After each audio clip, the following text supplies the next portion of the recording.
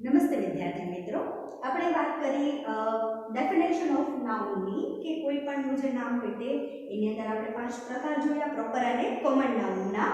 Proper noun શું છે તમને આઈડિયા આવી ગયો. પછી કોમન નાઉન શું છે એ તમને આઈડિયા આવી ગયો. Boy, girl, man, woman. અને આપણે વાત કરતી ફોન, તો મેં એ પણ તમને કહ્યું હતું કે એક અમુક પ્રોડક્ટ જે પણ કાંઈ છે જે મેન્યુફેક્ચરિંગ કરે છે, વસ્તુઓની મેન્યુફેક્ચરિંગ કરે છે, તો એની અંદર એક પરફેક્ટ હોય ને કે ભાઈ સેમસંગ છે, આ વિવો છે, જે પણ તો એનો આ ફોન છે, તો એની વાત કરી આ પ્લુરલમાં આવી. હવે આપણે વાત કરીએ છીએ કલેક્ટિવ નાઉનની. આ બેનો આઈડિયા હું આશા રાખીશ કે તમને આવી ગયો હશે. હવે આપણે વાત કરીએ છીએ કલેક્ટિવ નાઉન. કલેક્ટિવ, જો કલેક્ટ એકઠું કરવું, એકઠું ક્યારે થાય? એક વસ્તુ એકઠી કરી કહેવાય ન કહેવાય ને, સ્વાભાવિક છે. એક વસ્તુ એકઠી કરો, એકઠી કરી ન કહેવાય. જાજી બધી 2-3 વસ્તુ તમે એમ ભેગી કરી હોય, કોઈ કલેક્શન કરતા હોય, ખબર છે કોઈને અલગ અલગ વસ્તુઓ કલેક્શન કરવાનો શોખ હોય, જેમ કે કોઈને પૈસાના અલગ અલગ સિક્કાઓ હોય એ કલેક્શન કરવાનો શોખ હોય, કોઈને ટિકિટ્સ કલેક્ટ કરવાનો શોખ હોય, એવી રીતે બધાને અલગ અલગ કલેક્શનના શોખ હોય છે. તો હવે વાત કરીએ કે સમૂહવાચક કલેક્ટિવ નાઉન.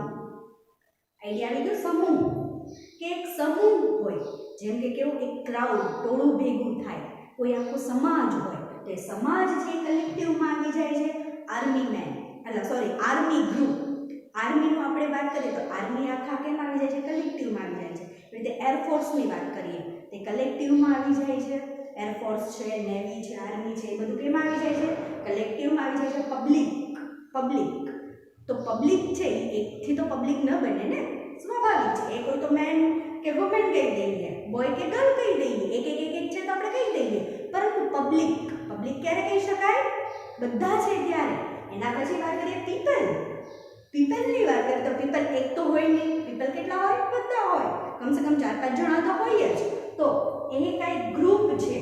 પછી કોઈ કંપની હોય, આપણે કોઈ કંપનીની વાત કરીએ તો કોઈ કંપનીની અંદર પણ 1-2 વ્યક્તિ તો હોય નહીં, કમસે કમ હોય ને. તમે સ્કૂલની વાત કરો તો સ્કૂલ છે કલેક્ટિવ નાઉનમાં આવે. શા માટે? સ્કૂલ એક જણાથી થોડી ચાલે, મારાથી તો ન હોય ને, બધાથી હોય. Very good, nice. તો જે સ્કૂલ છે એ કેમ આવી જાય છે? કલેક્ટિવ નાઉનમાં. તો આપણે એક્ઝામ્પલ જોઈએ. પહેલા તો આપણે સ્કૂલ જ લઈએ. સ્કૂલ, પછી પબ્લિક, પીપલ, એટસેટ્રા. તો આ બધું કેમ આવી જાય છે? તો કે કલેક્ટિવ નાઉનની અંદર. હવે આવે છે મટીરીયલ નાઉન. મટીરીયલ યાની ધાતુ, પદાર્થ જે આપણે કહીએ એ મટીરીયલ. આપણે ખબર આઈડિયા આવી ગયો ને કે કોઈ પણ મટીરીયલની આપણે વાત કરીએ તો એ કેમ આવી જાય છે? ધાતુમાં. અલગ અલગ મટીરીયલ છે. ગોલ્ડ, સિલ્વર, પ્લેટિનમ, આયરન છે ને, આ બધા. એ બધા શું છે? મટીરીયલ નાઉન છે. તમે વાત કરો કંઈક અલગ અલગ વસ્તુની, કાં લોખંડની છે, આ સ્ટીલની છે, સ્કેલ છે તો કેની છે? સ્ટીલની છે. તો એ સ્ટીલ એમાંથી મટીરીયલ નાઉનમાં. તમે કોઈ બ્રેસલેટ પહેર્યું છે તો તમે કહેશો કે અથવા વોચ પહેરી છે, ગોલ્ડની હશે તો ગોલ્ડની કહેશો. રિંગ પહેરો છો તો સિલ્વરની હશે તો સિલ્વરની કહેશો. જેની પણ હશે, એન્કલેટ પહેરો છો, એન્કલેટ, તો એ તમે જેના હશે એના તમે કહેશો. તો એ તમે જે કહો છો એ કોઈ ધાતુ છે, કોઈ સિલ્વર છે, ગોલ્ડ છે, પ્લેટિનમ છે, આયરન છે, સ્ટીલ છે, તો એ બધું શું છે? ધાતુ છે. શું છે? ધાતુ છે. Gold, steel, iron, silver, platinum, etcetera. એ બધું શું છે? ધાતુ છે. નાઇસ. હવે આવે છે એબ્સ્ટ્રેક્ટ નાઉન. એબ્સ્ટ્રેક્ટ નાઉન કોને કહેવાય? અહીંયા મેં લખ્યું ભાવવાચક, કે જેને સ્પર્શ કરી ન શકાય અને જેને જોઈ ન શકાય. જેને સ્પર્શ કરી ન શકાય અને જેને જોઈ ન શકાય એનો ઉલ્લેખ એબ્સ્ટ્રેક્ટ નાઉનની અંદર થાય છે. સાંભળજો, કે જેને આપણે જોઈ ન શકીએ અને સ્પર્શ ન કરી શકીએ એનો કેની અંદર ઉલ્લેખ થાય છે? ભાવવાચકની અંદર. જેમ કે તમે ખુશ છો, આમ તમને દેખાય છે કે તમે ખુશ છો, પણ તમે આમ પ્રોપરલી કોઈ પણ પર્સનની અંદર જઈને તમે ઝાંખી શકો? ન ઝાંખી શકો. હવે તમે ખુશ છો તો આમ સ્પર્શ કરવાથી ખબર પડે કે નહીં આ ખુશ છે. જેમ કે પાણી ઢોળાણું હોય, કંઈક વેટ છે, તો એ જગ્યાને તમે સ્પર્શ કરશો તો તમને ખબર પડે ના ભીનું છે, એ તમને આઈડિયા આવે. પરંતુ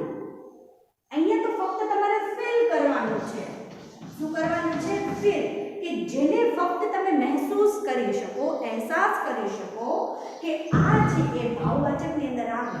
કોઈને દુઃખ થતું હોય, રોવે છે, બહુ રોવે છે, પણ હવે રોવે છે તો તમે ખાલી જુઓ છો કે રોવે છે, પણ તમે અંદર એને ફીલ કરી શકો તો એ કેની અંદર આવી જાય? એબ્સ્ટ્રેક્ટ નાઉનની અંદર. Happy, sad, angry. તો આ બધા જે મૂડ છે, ખુશ રહેવાના, દુઃખી થવાના, રોવાના, જે પણ કંઈ મૂડ છે એ બધા કેની અંદર આવી જાય છે? એબ્સ્ટ્રેક્ટ નાઉન અંદર, કે જેની અંદર તમે ફક્ત ફીલ કરી શકો. તો એમાં હેપી, સેડ, એંગ્રી એ બધાનો સમાવેશ થાય છે. આટલો આઈડિયા ક્લિયર થઈ ગયો. પહેલું આવે છે વ્યક્તિવાચક, સિંગ્યુલર છે, કોઈ પણ એક જ વ્યક્તિ કે વસ્તુ કે પદાર્થનો ઉલ્લેખ કરે છે. પછી આવી ગયું કોમન નાઉન, જાતિનો ઉલ્લેખ કરે છે, આખા સમુદાયનો, જાતિનો ઉલ્લેખ કરે છે. આપણે મેન કે બોય કે ગર્લ મેં તમને કહ્યું એમ, તો આખા એ જાતિનો સમાવેશ છે. પછી આવે છે કલેક્ટિવ નાઉન, સમૂહમાં રહેતા હોય એ લોકોનો. પછી આવે છે ધાતુ, મેં તમને અલગ અલગ ધાતુઓ વિશે કહ્યું. પછી આવે છે ભાવવાચક, એબ્સ્ટ્રેક્ટ નાઉન, કે જેને તમે ફીલ કરો. તો આ 5 પ્રકારના શું છે? નાઉન છે, ટાઇપ્સ ઓફ નાઉન છે.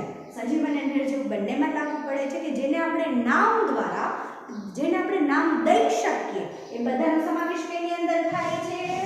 નાઉનની અંદર. આટલો આઈડિયા ક્લિયર થઈ ગયું. હવે તમને સેલ્ફ લર્ન માટે હું આપું તો તમારે બધે proper noun, common noun, collective, multiple, abstract નાઉનના આવી રીતે ફક્ત નામ લખવાના છે. ફક્ત ને ફક્ત નામ લખવાના છે. કમસે કમ 3 થી 4 નામ તો લખાશે. આપણે એ આશા રાખીએ કે પ્રોપર નાઉન છે તો પ્રોપર નાઉનમાં તમે કોઈ પણ નામ લખી શકો. કોમનમાં, કલેક્ટિવમાં, મલ્ટીપલ, એબ્સ્ટ્રેક્ટમાં કોઈ પણ તમારે નામ લખવાના રહેશે. Thank you.